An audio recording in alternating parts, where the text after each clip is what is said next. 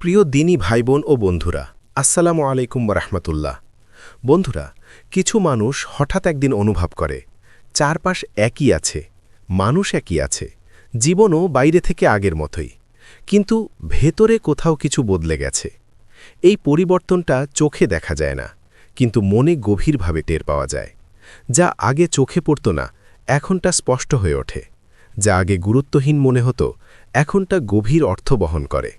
যা আগে স্বাভাবিক বলে মেনে নেওয়া হতো, এখন তা প্রশ্নের জন্ম দেয়। আপনি বুঝতে শুরু করেন, সব হাসি সত্য নয়, সব ব্যস্ততা জরুরি নয়, সব অর্জন সাফল্য নয়। এই উপলব্ধি অনেক সময় আপনাকে নীরব করে দেয়। মানুষের ভিড়ে থেকেও আপনি আলাদা বোধ করতে শুরু করেন। মনে হয় যেন আপনি অন্য কোনো বাস্তবতায় ঢুকে পড়েছেন। এটা কাকতলীয় নয়, এটা কোনো হঠাৎ মানসিক পরিবর্তনও নয়, এটা চোখ খুলে যাওয়ার প্রক্রিয়া। আর এই চোখ খোলা সবাই পায় না। ইসলামের দৃষ্টিতে প্রকৃত দৃষ্টি চোখে নয়, দৃষ্টি থাকে হৃদয়ে। চোখ দিয়ে সবাই দেখে, কিন্তু হৃদয় দিয়ে সবাই বুঝতে পারে না।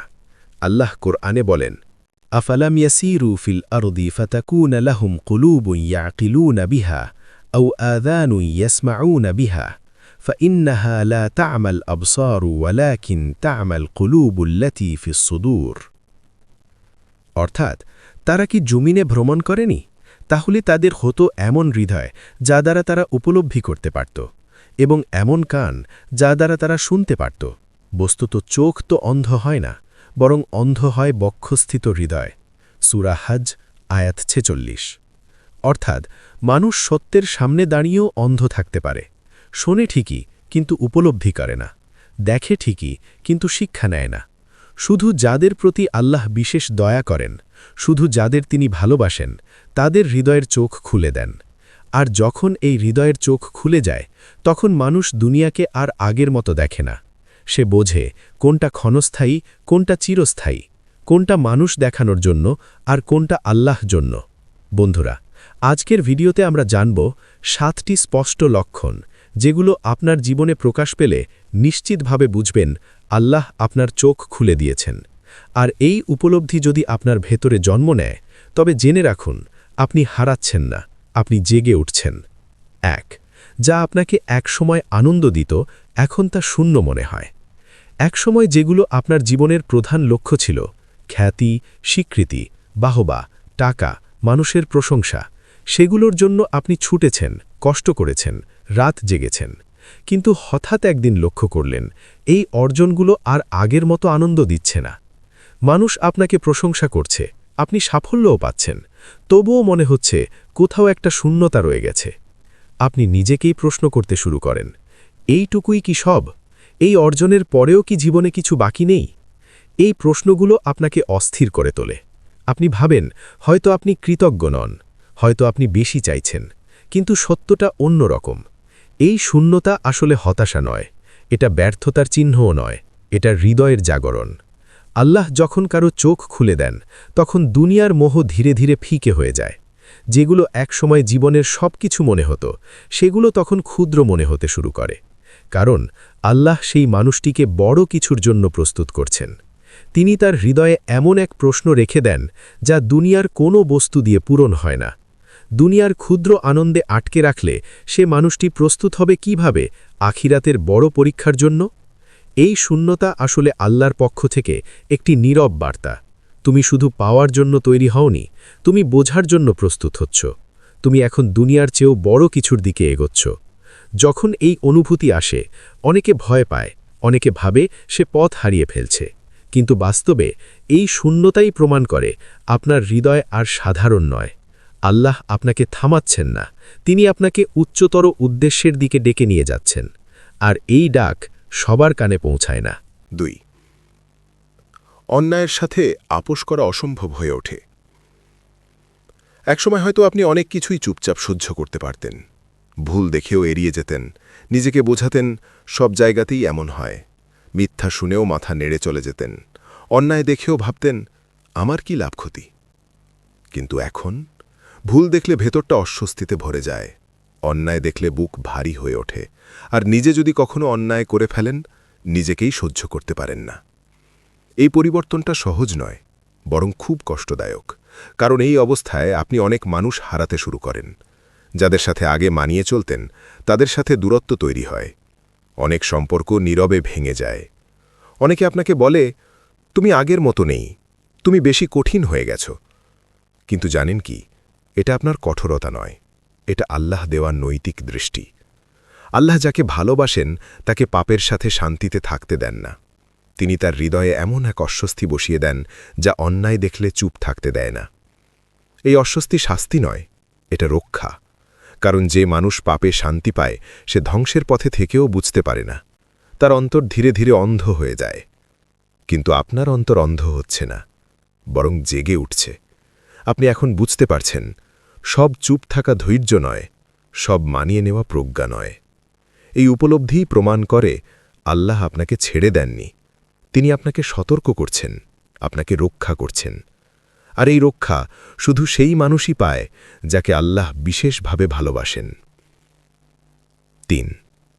মানুষের মুখোশ আপনি সহজেই চিনতে শুরু করেন। একসময় মানুষ আপনাকে সহজেই প্রভাবিত করতে পারত। মিষ্টি কথায় মন গলিয়ে ফেলত, ভালো ব্যবহার দেখিয়ে বিশ্বাস আদায় করে নিত। কিন্তু এখন কেউ আর আপনাকে সহজে বোকা বানাতে পারে না। মুখে সুন্দর কথা বললেও ভেতরে লুকানো উদ্দেশ্য আপনি দ্রুত বুঝে ফেলেন। কারণ আপনি এখন শুধু কথা শুনেন না, আচরণ পড়েন। কেউ কি বলছে তার চেয়ে সে কি করছে, এটাই এখন আপনার কাছে বেশি গুরুত্বপূর্ণ। আপনি লক্ষ্য করেন কে বিপদে পাশে থাকে, কে শুধু প্রয়োজনের সময় আসে, কে নিঃস্বার্থভাবে দোয়া করে, আর কে হাসির আড়ালে ঈর্ষা লুকিয়ে রাখে। এই পর্যবেক্ষণ আপনাকে নিঃসঙ্গ করে তোলে। কারণ তখন অনেক মুখোশ খুলে যায়, অনেক সম্পর্কের ভেতরের সত্য সামনে আসে। এটা কোনো সন্দেহপ্রবণতা নয়, এটা কারো প্রতি অবিশ্বাসও নয়, এটা বাস্তবতা বোঝার দৃষ্টি। আল্লাহ যাকে চোখ খুলে দেন তাকে মানুষ দিয়ে আর সহজে ধোঁকা দেওয়া যায় না। তিনি তার হৃদয়ে এমন এক আলো জ্বালিয়ে দেন যার সামনে ভান বেশি দিন টেকে না। এই কারণেই অনেক মানুষ আপনাকে বলে, তুমি চেঞ্জ হয়ে গেছ, আগের মতো সরল নেই। হ্যাঁ, আপনি বদলেছেন, কিন্তু এই পরিবর্তন আপনাকে খারাপ করেনি, এটা আপনাকে সচেতন করেছে। কারণ এখন আপনি অন্ধ নন, আপনি অন্ধ বিশ্বাসে চলেন না। আপনি অনুভব করেন, বিচার করেন, তারপর বিশ্বাস করেন। এই দৃষ্টি পাওয়ার পর আপনি কম মানুষকে কাছে রাখেন, কিন্তু সঠিক মানুষকে রাখেন। আর এই বাছাই করার ক্ষমতা সবাই পায় না। এটা সেই দৃষ্টির ফল যা আল্লাহ শুধু তাদেরই দেন যাদের তিনি পথ হারাতে দিতে চান না। 4. নিঃসঙ্গতা আপনাকে আর ভয় দেখায় না। একসময় একা থাকলেই মন খারাপ হয়ে যেত। নীরবতা আপনাকে অস্বস্তিতে ফেলত। নিজেকে অসম্পূর্ণ, অপ্রয়োজনীয় মনে হতো। আপনি ভাবতেন, মানুষ না থাকলে বুঝি আপনার অস্তিত্বের মূল্য নেই। কিন্তু এখন নিঃসঙ্গতা আপনাকে আর ভয় দেখায় না। এখন নিঃসঙ্গতা আপনার জন্য আশ্রয়। নীরবতা হয়ে উঠেছে আপনার বন্ধু। এই নীরবতার মধ্যেই আপনি নিজের কথা শুনতে পান। বাইরের কোলাহল থেমে গেলে ভেতরের কণ্ঠস্বর স্পষ্ট হয়। এই নীরবতার মধ্যেই আপনি আল্লাহর দিকে মন ফেরাতে পারেন। যে মন এতদিন দুনিয়ার ব্যস্ততায় হারিয়েছিল তা ধীরে ধীরে সিজদার দিকে ঝুঁকে পড়ে। এই নীরবতার মধ্যেই আপনি নিজের ভুলগুলো দেখতে পান, নিজেকে দোষারোপ করার জন্য নয়, নিজেকে সংশোধন করার জন্য। আল্লাহ যাকে চোখ খুলে দেন তাকে তিনি ভিড় থেকে সরিয়ে নেন। কারণ ভিড় মানুষকে ব্যস্ত রাখে, কিন্তু নীরবতা মানুষকে গড়ে তোলে। সব নবী রাসূলই নিঃসঙ্গতায় প্রস্তুত হয়েছেন। হেরা গুহার নীরবতা ছাড়া ওহীর আলো নেমে আসেনি। এই নিঃসঙ্গতা কোনো শাস্তি নয়, এটা আল্লাহর প্রশিক্ষণ। এটা সেই সময় যখন তিনি বান্দাকে নিজের সাথে পরিচিত করান। এ কারণে আপনি এখন অপ্রয়োজনীয় আড্ডা এড়িয়ে চলেন, কম কথা বলেন, বেশি ভাবেন। মানুষের ভিড় কমেছে, কিন্তু ভেতরের শান্তি বেড়েছে। আর এই শান্তিই প্রমাণ করে আপনি একা নন, আল্লাহ আপনার সাথে আছেন। আর যাকে আল্লাহ সাথে রাখেন তার জন্য নিঃসঙ্গতা কখনোই শূন্যতা নয়। 5. দোয়া এখন শুধু চাওয়া নয়, আলাপ। একসময় আপনার দোয়া ছিল একটি তালিকার মতো। আপনি বসতেন নামাজে আর একের পর এক চাওয়া পেশ করতেন। এটা দাও, ওটা দাও, এই সমস্যাটা ঠিক করে দাও। দোয়া তখন ছিল প্রয়োজনের ভাষা, আত্মার নয়। কিন্তু এখন দোয়া বদলে গেছে। এখন আপনি কখনো চুপচাপ বসে থাকেন, হাত তুলতেও ইচ্ছে করে না, তবুও চোখ ভিজে যায়। কিছু না বলেও মনে হয় সব বলা হয়ে গেছে। আপনি ধীরে ধীরে বলতে শুরু করেন, হে আল্লাহ, তুমি ভালো জানো, আমি বুঝি না, তুমি বুঝো। আমার দেখার সীমা কম, তোমার জ্ঞান অসীম। এই দোয়ার ভাষা চাওয়ার নয়, এই দোয়ার ভাষা বিশ্বাসের। এটা সেই স্তর যেখানে মানুষ ফলের হিসেব ছেড়ে দেয় আর মালিকের ওপর ভরসা করে। এই স্তরে পৌঁছনো সবার ভাগ্যে নেই, কারণ এখানে পৌঁছতে হলে অনেক ভাঙন পেরোতে হয়, অনেক না পাওয়া মেনে নিতে হয়, অনেক দেরি সহ্য করতে হয়।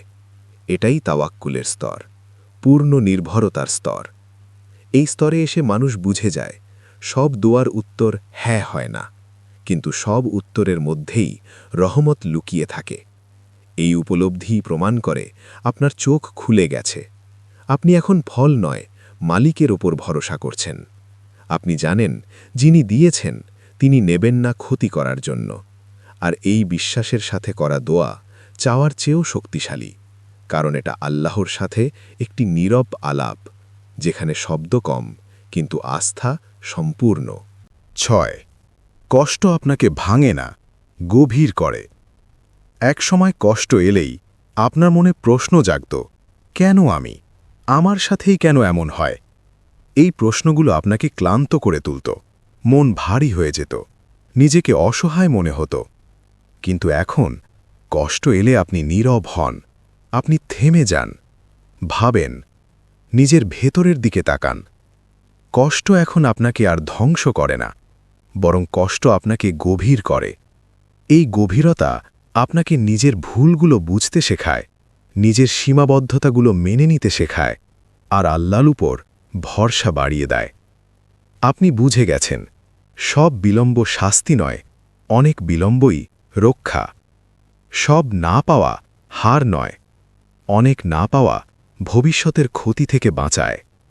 সব কষ্ট অভিশাপ নয়, অনেক কষ্টই রহমতের মোড়কে আসা শিক্ষা। এই উপলব্ধি আপনাকে বদলে দিয়েছে। আপনি এখন আর কষ্টকে শত্রু মনে করেন না, আপনি কষ্টকে শিক্ষক হিসেবে দেখেন। আল্লাহ যাকে চোখ খুলে দেন তাকে তিনি কষ্টের ভিতর দিয়েই শিক্ষা দেন, কারণ সেই মানুষটি এই শিক্ষার ভাষা বুঝতে পারে।